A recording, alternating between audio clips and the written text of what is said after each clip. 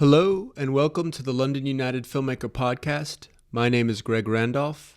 I'm a filmmaker from Boston, Massachusetts, who recently went to the London Film School.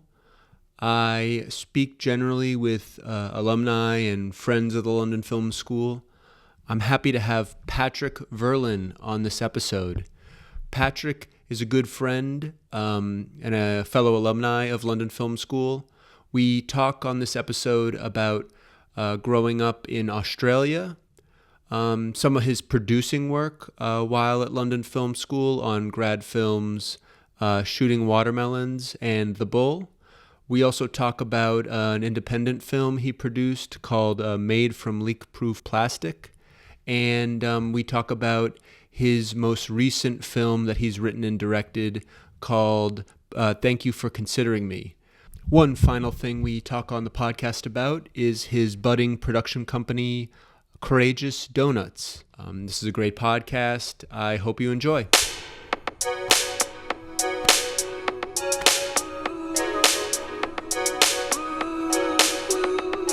All right.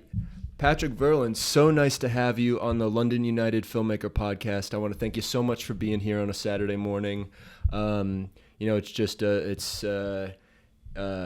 You're such a hardworking alumni of London Film School where we met, and I've been thinking about having you on the pod for quite a while now, so it's great to finally get you here. How are you doing?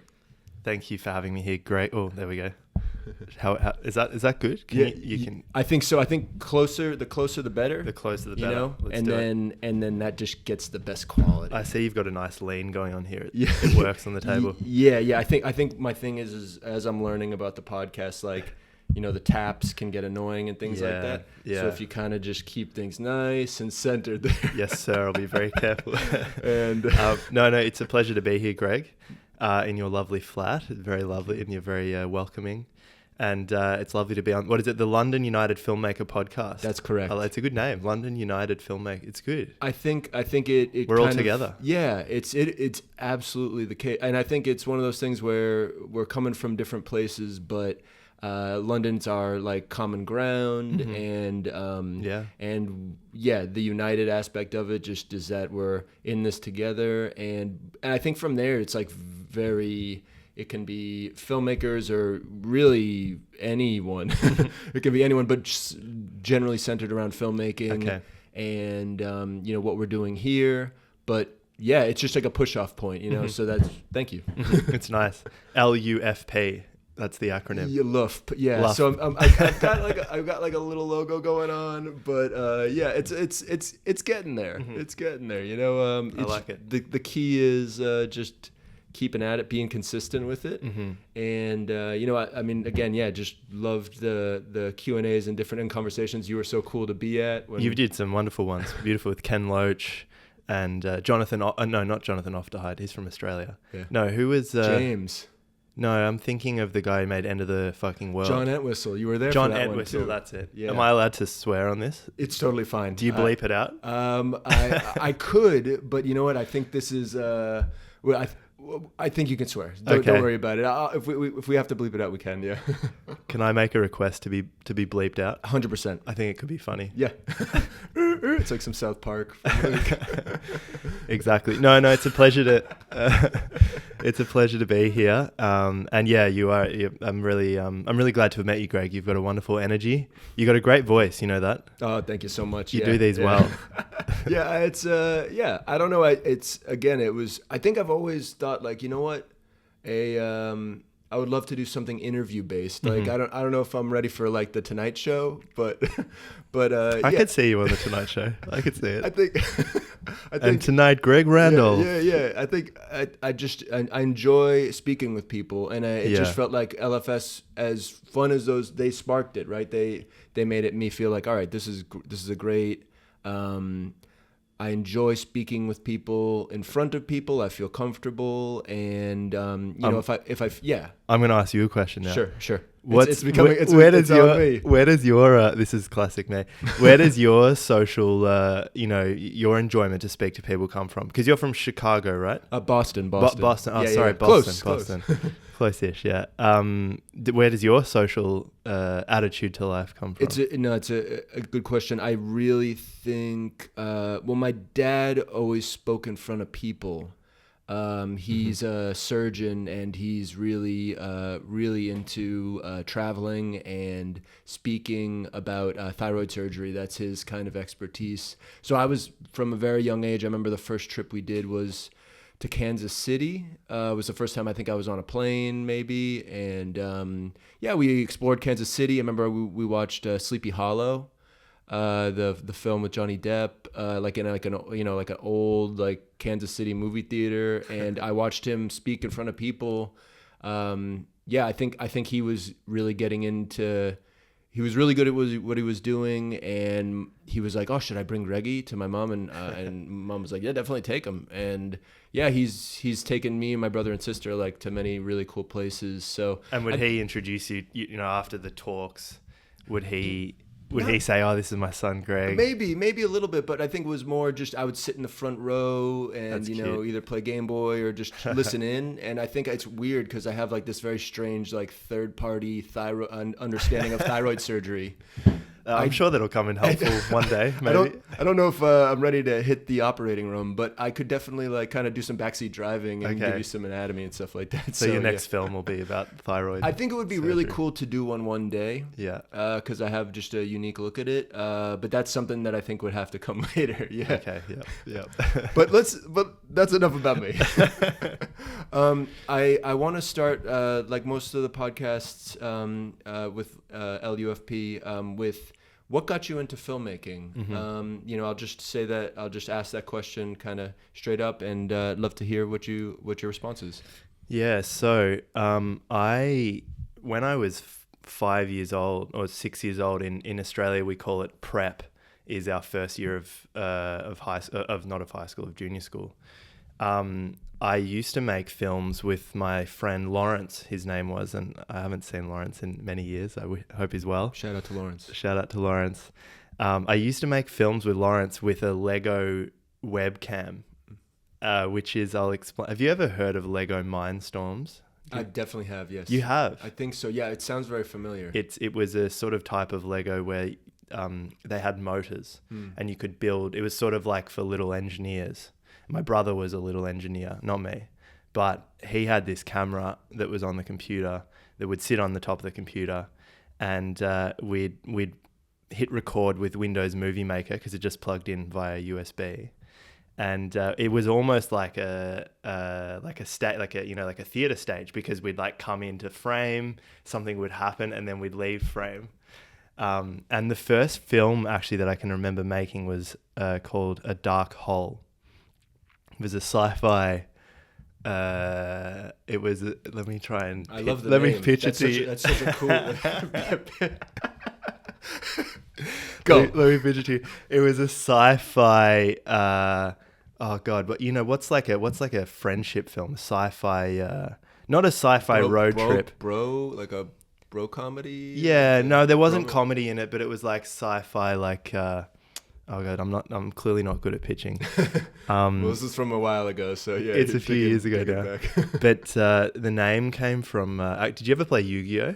Yeah. I was, my generation. Oh, it sounds so old. Was like big Pokemon. Pokemon. Yeah. Which was similar time. Like Yu-Gi-Oh was popular, but I was kind of. Yu-Gi-Oh was a few years after Pokemon.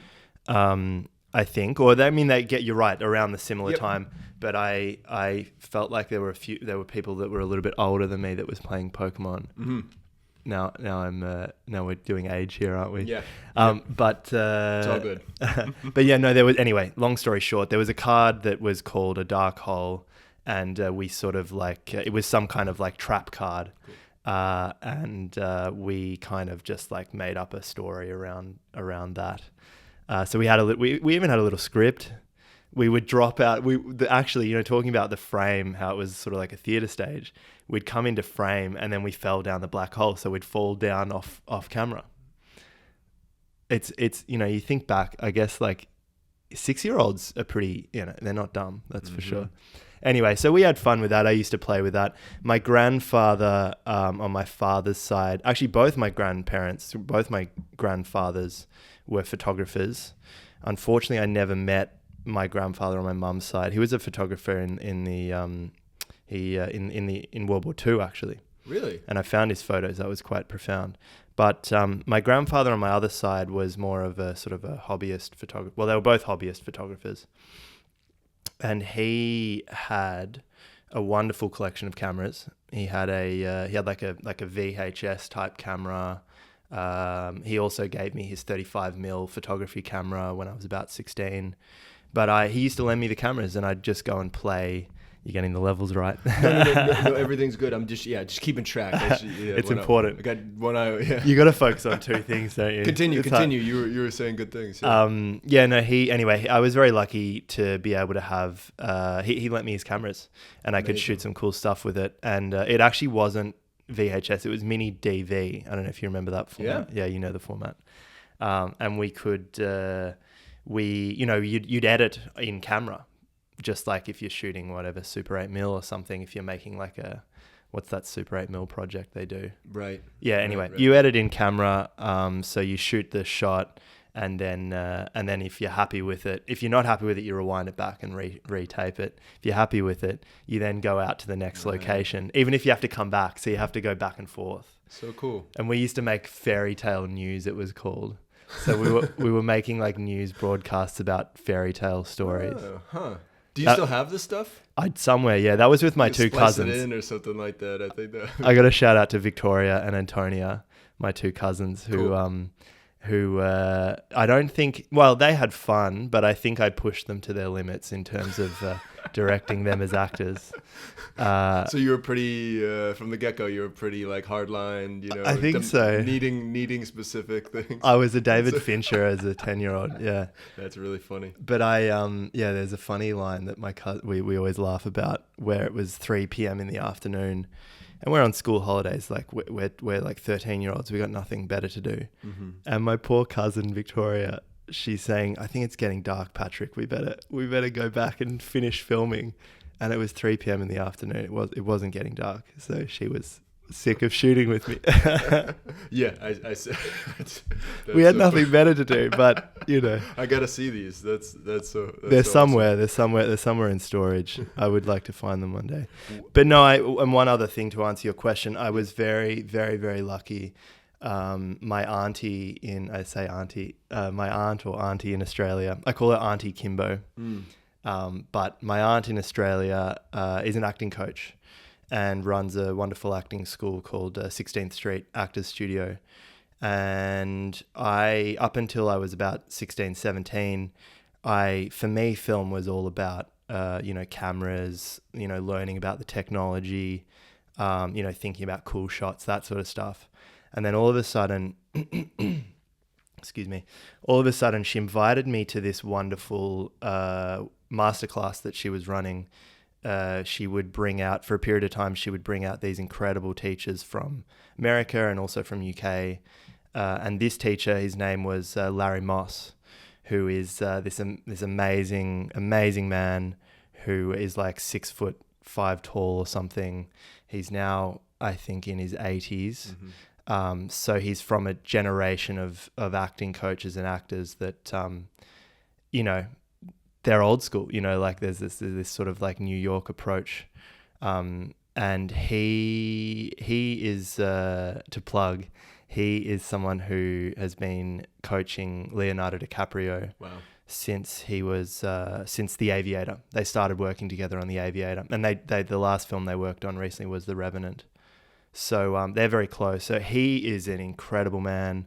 And this masterclass was basically him directing scenes from plays with very professional, good actors in Australia. So really, really amazing actors.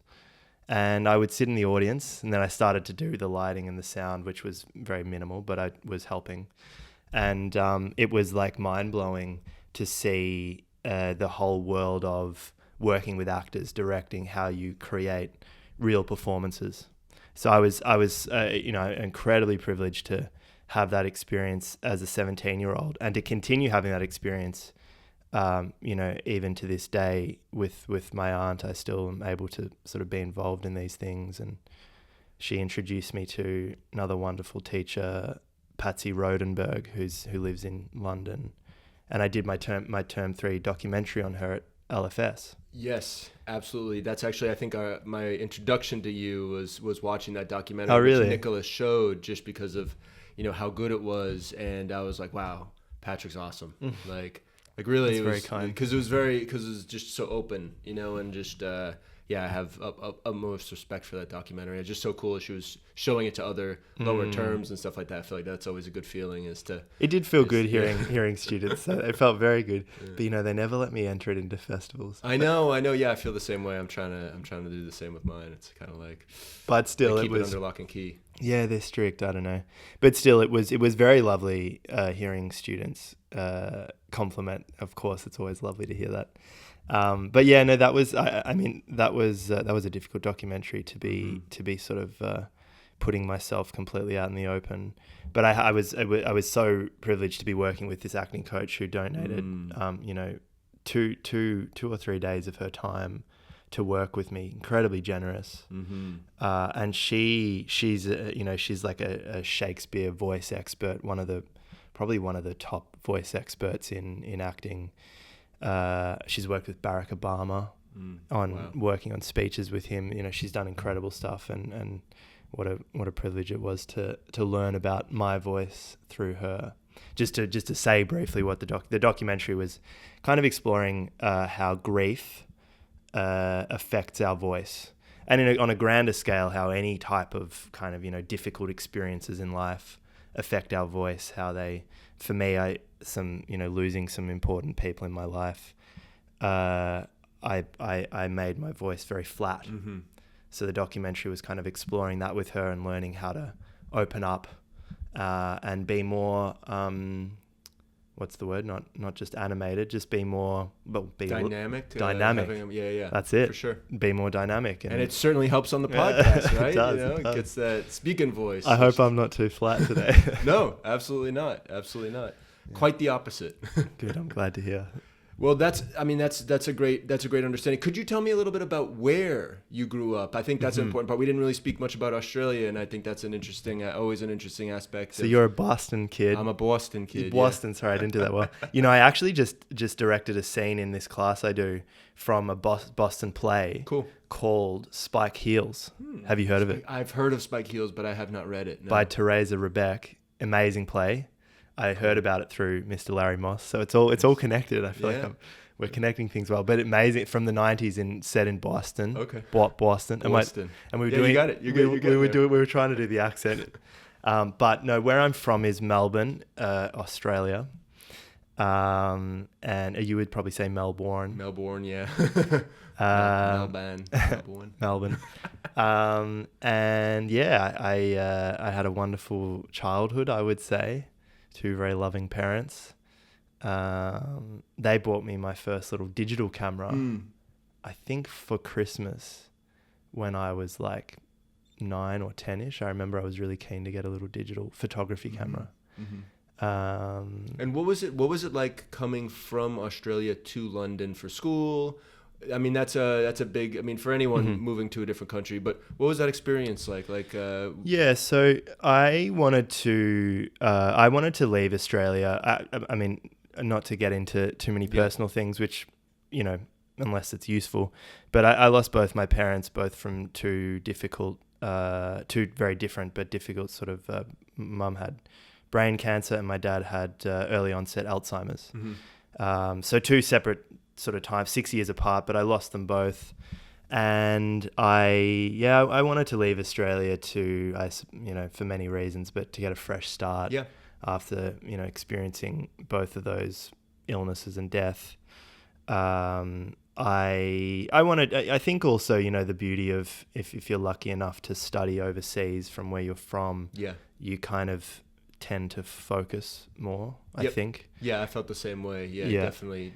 It kind of renews things. Yeah, and I used to DJ in Australia, which was a fun thing to do, but it took up so much time in my life that it was like, you know what, when I move, it's just gonna be all film. Yeah. So that was amazing to be able to do that. And, like, I think, not to be negative about the Australian industry, because there's some incredible Australian films out there, but in my limited experience, I should say it's only limited. People may disagree, but I think it's a shame. Our independent industry, I think, needs more support, and it could be better. And I think the big part of why it could be better is because, sadly, Australians don't go to the cinema very, very often, very little. I did a statistic. I did a essay on this, and it's something like 8% of Australians go to see Aussie films. And 40% of Australians, and when I say Australians, that encompasses anyone living in Australia, go to see Chinese films. Sure. And then 30% are like, now these statistics are like 5-6 years old or something, but 30% go to see American films, and then it's something like 20% see British films. Sure. I don't know if I've added that up, but it's something roughly like that. And that's depressing to me, because a culture needs a fucking good industry, good film, good cinema, to be able to see themselves, to reflect themselves, to learn about themselves. We need this sort of artistic culture, and we actually used to have it in the 70s and the 90s. There were some amazing Aussie independent films coming out, specifically because there was great incentives that the government were supporting. But anyway, to cut a long story short, I love European cinema. Same. I love British cinema, and London felt like a great place to come to. And I probably didn't really overly plan this, but what a fucking privilege to be able to work on some amazing European short films at this stage, and hopefully features that we're developing. Amazing privilege that I didn't even really put two and two together, that will be the opportunity, but to produce films in Italy, in Belgium, in Canada, which obviously isn't Europe, but to have that opportunity to travel and produce and also kind of capture a sense of what cinema is in that country. I'm so grateful. Yeah. So grateful for that opportunity. I think that gets us right up to the present. I'm going to eat a blueberry. Yeah, have a blueberry. We can cut that out. It's all good.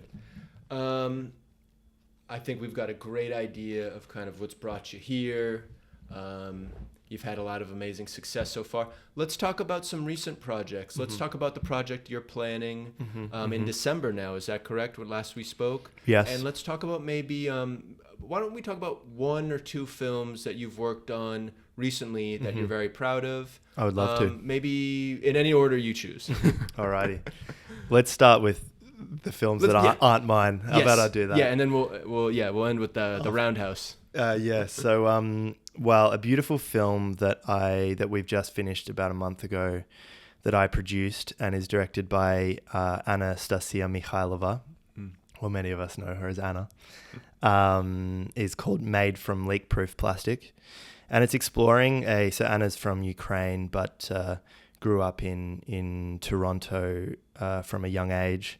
So she has quite I hope she doesn't mind me saying it, there's a migrant experience there of coming from one culture to another and changing. And that was something we wanted to explore. And we were exploring a woman who has a Ukrainian migrant living in Toronto who has lost her husband, and the confusion around grief, which, as you know already, is something that I very much connect to. I know grief very, very well.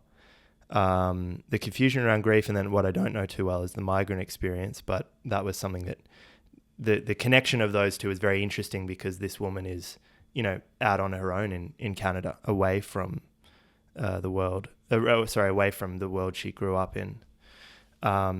And that was fascinating to both of us. And the actress that we cast, that we were so privileged to work with, her name was Zoya Baranovska. And she'd only just moved to Toronto herself, like a year previously, with her 10-year-old son, because of the war. So it was also really beautiful to be able to work with someone who really intimately understood what we were telling and kind of, well, she lived it. Yeah. She lived it. So no, that's a film I'm really, really proud of.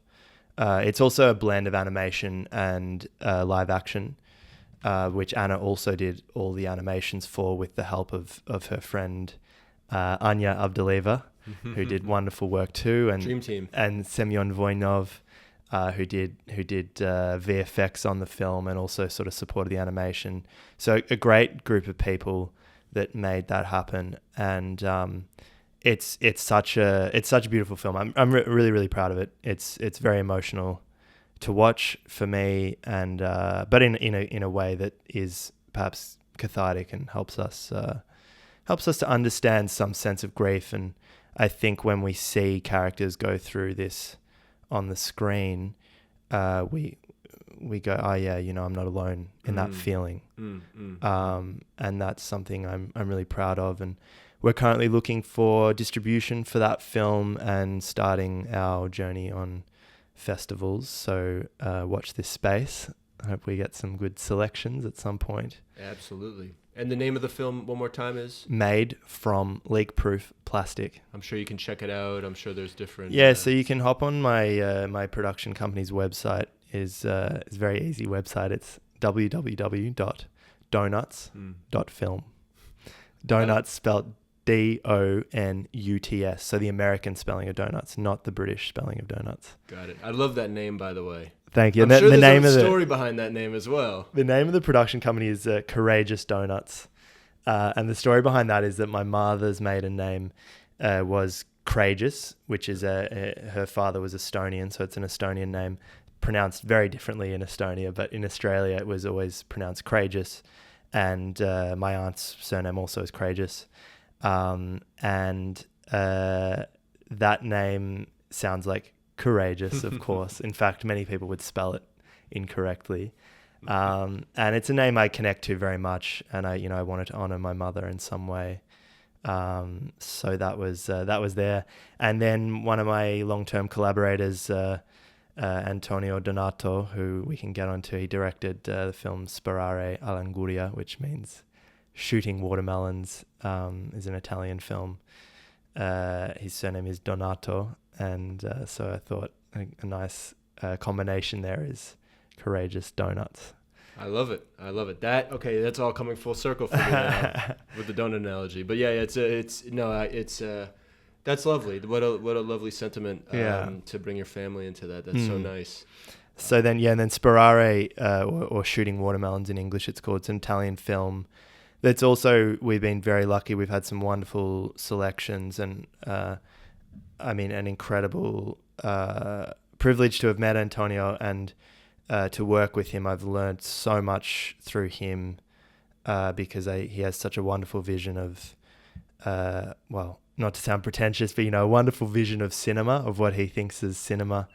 And I've learned a lot through that, and his passion and his ability to work with others. I've really learned a lot. His ability to collaborate and allow other people's voices, production designer, costume designer, cinematographer, etc., allow their voices to be heard in the process of making the film.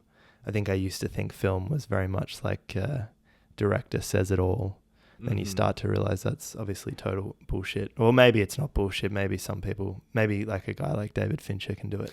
But I don't know. I don't know if there's many, and a Hitchcock can do it too. But I think, learning collaborative filmmaking is, I've learned from him. I learned firsthand from him.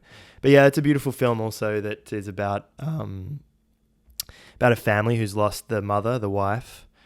It's not exploring grief so much, but it's about a family who's lost the woman in the family. So it's a family of men who are struggling to understand their emotions too. And the film, which I think is really beautiful, is the film explores that the characters find out that they're actually just as vulnerable and just as sensitive and just as sad as each other, even though they're pretending they aren't. And even though they deal with grief in different ways, turns out we're all the same. And I think that's very beautiful. And we're gonna come full circle here again, because I was gonna say, a circular table, greatest donuts. It's great. I've just had this experience. I went to Nepal recently, Kathmandu, to a Buddhist retreat. Something that I've had exposure to in my life, Buddhism through my aunt also, but something this year that I felt like I really wanted to bring firsthand into my life for various reasons. And one of the most profound teachings I think that I learned during this 10-day retreat is, and it's really simple, but it's so profound, is that each and every one of us, we're all the same. Me and you, Alice, who's over there, we are all the same. And what I mean by that is we all want the same happiness, and we all don't want to feel suffering, whatever kind of suffering it may be. And, when you look at people and perhaps you're angry with someone because they've done something, you look at them and you go, you know what, actually, he or she is the same. He or she or they are the same. They're just trying to not feel suffering and they just want to be happy. All of a sudden, it just breaks down any sense of, you understand each other. It breaks down any anger. It breaks down, you're compassionate. And that's something that I really learned. And it was a profound teaching for me. Perhaps I'd forgotten that in some way. And then I came back and I was talking to Antonio and Paolo Carbone, who co-wrote Shooting Watermelons and is also co-writing my film currently, or our film, I should say, that we're shooting in December. I came back and I thought, actually this film we made, we shot it 2 years ago now. This film we made is actually a very Buddhist film. The characters at the end realize they're just the same. The father and son, it's a father and son story, look at each other. The father's a very masculine kind of, man of that generation. The son is a more sensitive kid. The father seems like the father isn't very proud of his son. But then through a moment of being emotional together, they realize that they're the same. And it's a beautiful ending. And currently that film is, the guys are developing it into a feature film, Paolo and Antonio. They did it through, they did some work through Torino Film Lab. We've had some wonderful selections with that film. We didn't make the final selection, but we were shortlisted for Cannes Semaine de la Critique last year. And we also got nominated for a British Cinematography Award and we were shortlisted for a BAFTA Student Award. Didn't make the final selection for that either, but making some, it was incredible to be a part of that journey and to go to see the work we've done and to share that with them. So that was beautiful. And currently they're developing the feature that I hope in some way I'll be involved as a UK producer. But that's, takes time to do it well and to get there. So we're on the way. But yeah. Absolutely. And it's a beautiful story. Yeah, it's you've just had such a wonderful success.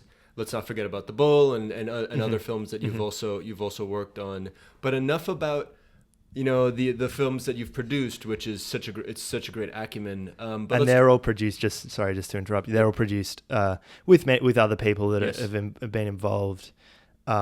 In Canada, I should mention Grin Films, who were very supportive. Victor Oli, who was very supportive, a co-producer of that film Made from Leak-Proof Plastic.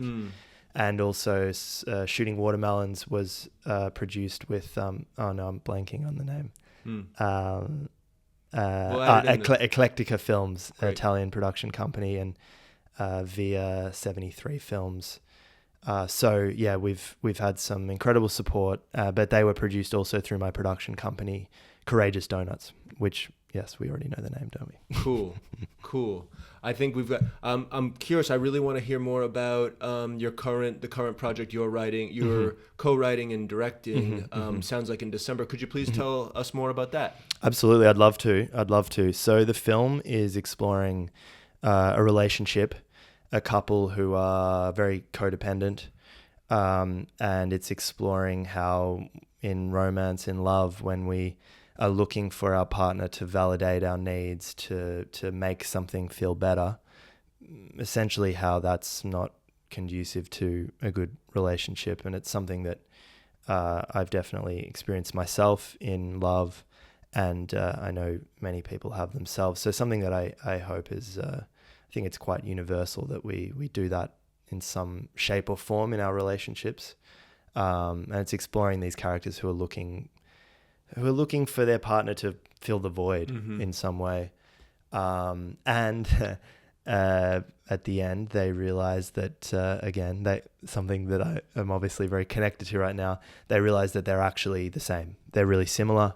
And there's a sense of, I mean, it's not like everything's okay all of a sudden. Yep. But there's a sense that, okay, maybe they can figure things out together. But the film's exploring those concepts, and it's about Maxwell, who's just been in a car crash, and he's an actor. He's out of work because of the car crash. He's very injured, and he's on recovery. And his partner Sophie, who is also an actress, has just been nominated for a BAFTA.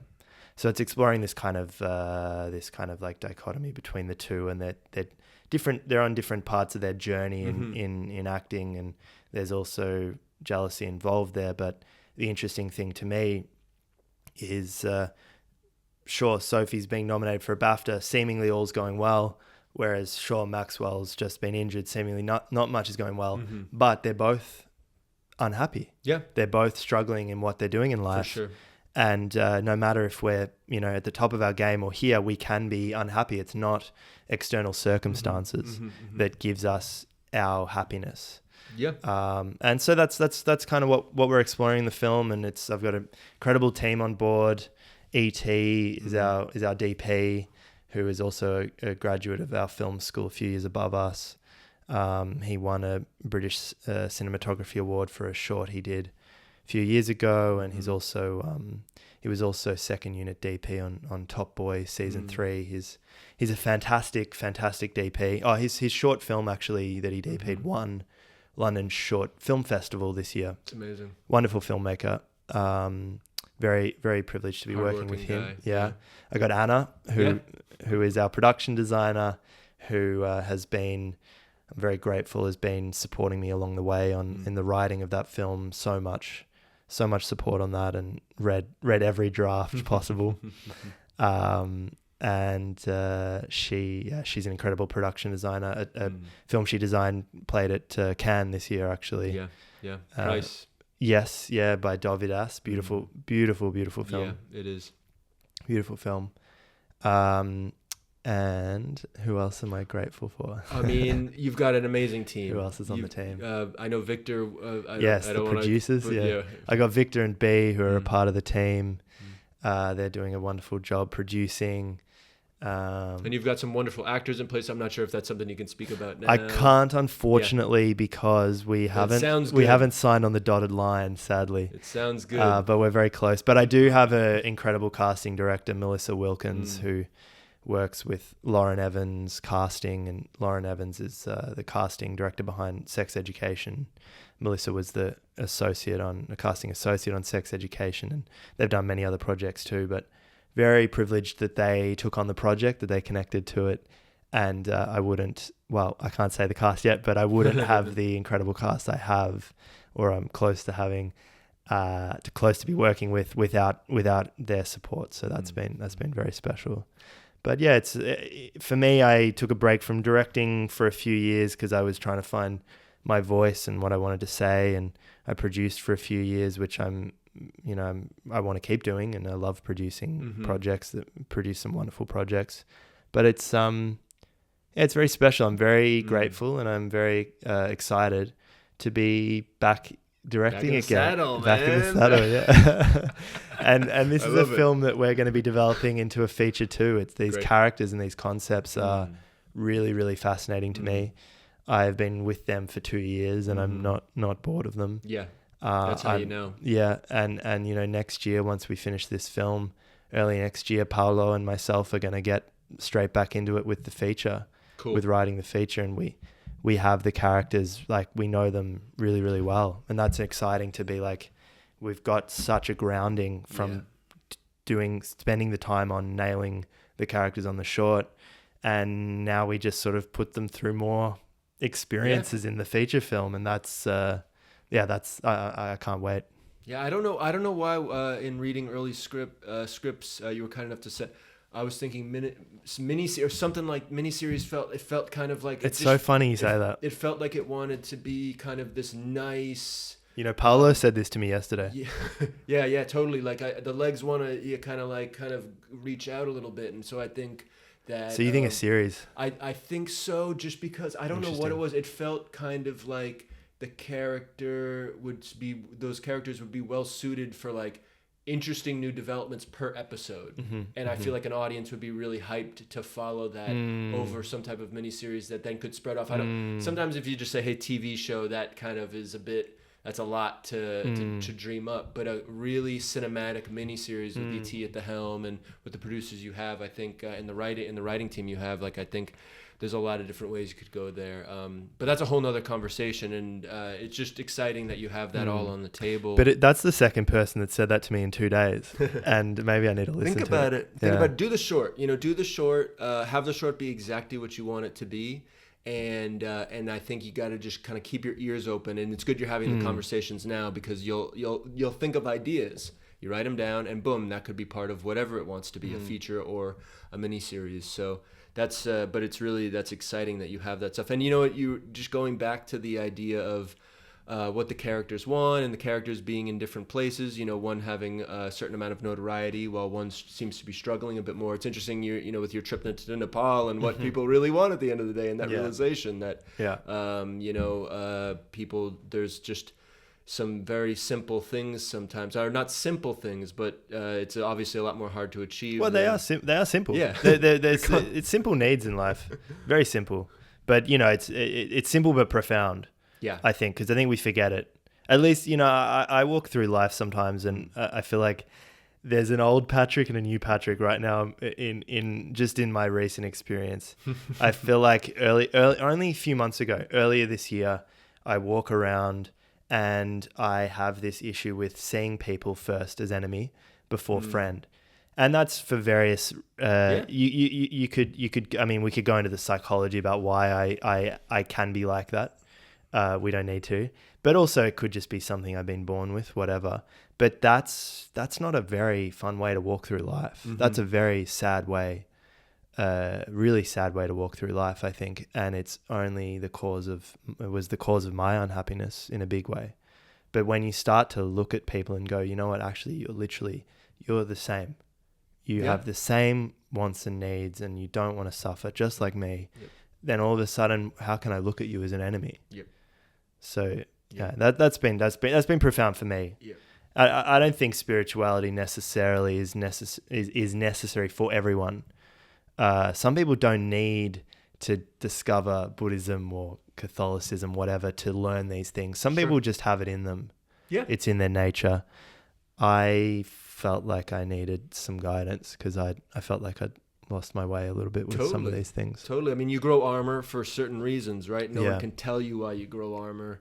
And I think it's about you carry that around a little bit. If you look at somebody as an enemy, I mean, there's a million reasons for it. You know what I mean? Taking care of yourself and all, and it's the protecting. List goes on. Yeah, it's a protection mechanism. Why we do that? Yeah, I mean, and substance abuse is a good example of armor. Yeah, you know what I mean? And it goes on again. It goes on and on. Just wanting to being antisocial, all these different things. Fearing groups of people. It's all different mechanisms that maybe make you think you're making sense of the world. But I think at the end of the day, balance is something you achieve through experience. That's my own idea. And again, this is a whole nother podcast. We can definitely have that at some point. I wanna bring it back. I think we've said some really nice things about your current project. I want to talk about the future. I want to talk about, even, we've talked about this film you'll be doing in December. But let's talk even further. What do you see? I mean, I think we've spoken a little bit about London being being a home here, but I mean, there's so many places to make films. And you know, what do you see for yourself? You know, I don't know. It sounds like an interview all of a sudden or something like that. But like, I'm curious. Like, what do you think? Kind of, 10 years from now, where is Patrick? Whoa, it's a tough one. It's a tough big one. Greg. Yeah, but you get the idea. You get the idea. Let me think on that for a second. Yeah. Like imagine, you've it's just kind of, I guess you kind of look at the trajectory where you've made these great films. You'll have this short 10 years from now. You'll have this short in the pocket, and the feature in the pocket, maybe. Like it's interesting. I mean, I think I'm trying to think how to phrase it. No. I've got I just need to think. You've asked me a good question. I just need to think about it. I would be very proud and grateful if I have produced and directed some 1 or 2 good feature films, or at the very least this short in December. I'd even be grateful to complete that and be proud of it. But yeah, I mean, I would like to give you a more specific answer than that. I would like to grow my production company.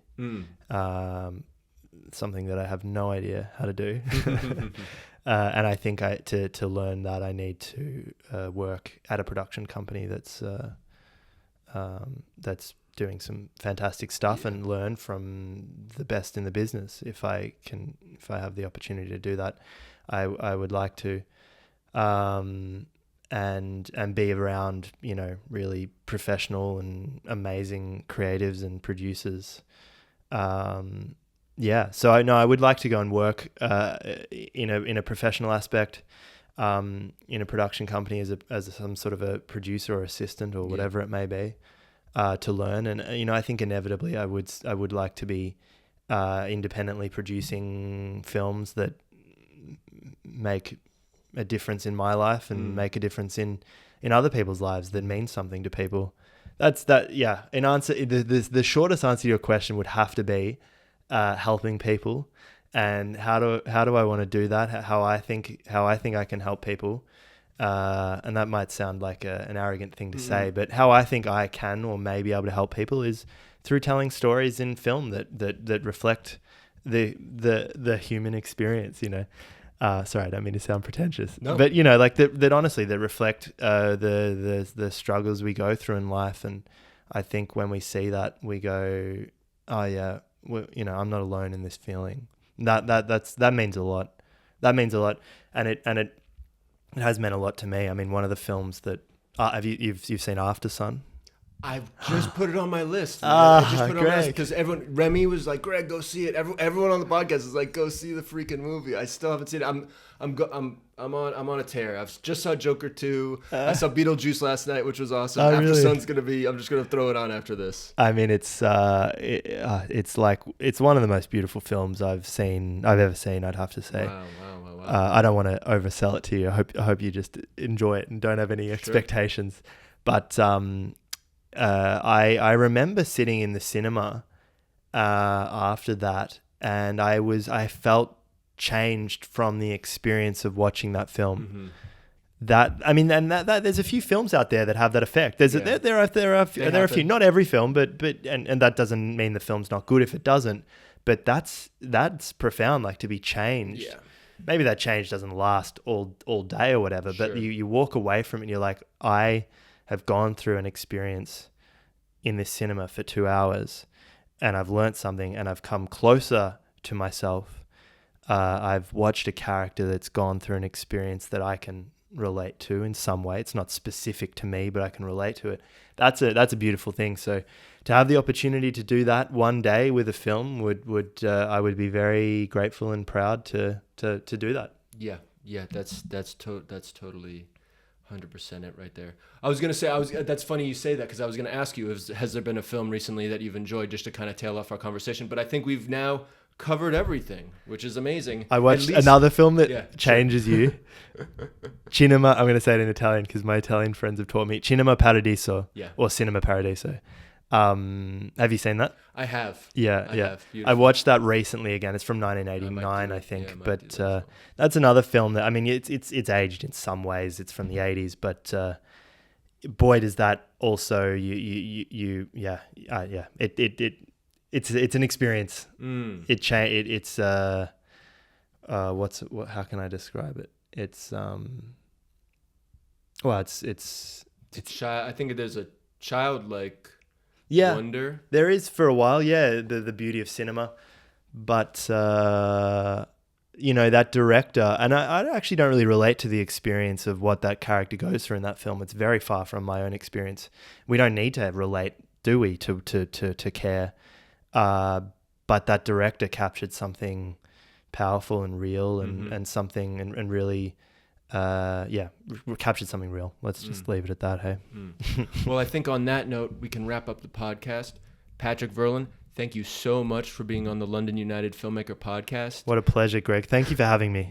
I knew it was going to be a great conversation. It's just one of these things where, it's just lining up conversations and then just, but I think this format really works to kind of start to understand emerging filmmakers. And I really just appreciate you so much for sharing a little bit. Thank you. And to anyone who may be listening, thank you very much for listening. And I hope I didn't waffle too much. And I hope you found some enjoyment in what we said. And thank you, Greg, for wonderful questions and for letting me talk Come hang out. a little bit about myself for a hot second. Absolutely. And we're going to do more of these. I have ideas. I want to do something where we break down how cool would it be to get Antonio, you, and Sahil. Yeah. And we can watch the film. We should do it. The four of us, and discuss it, do like a little director's commentary, a little crew commentary. Would be so cool. That would be cool, yeah. Especially for a film with that acumen. So we got good things coming up. Thank you so much. much. Maybe also, if we did want to do something like that, Greg, we could wait until we have released the film publicly on Vimeo or whatever, because we'll probably be doing that in maybe a year, maybe less. Absolutely. And then people can also, watch along. Yeah. That's great. Yeah, that could be good. Absolutely. All right. Well, that concludes the podcast. Thank you so much. Thank you, Greg.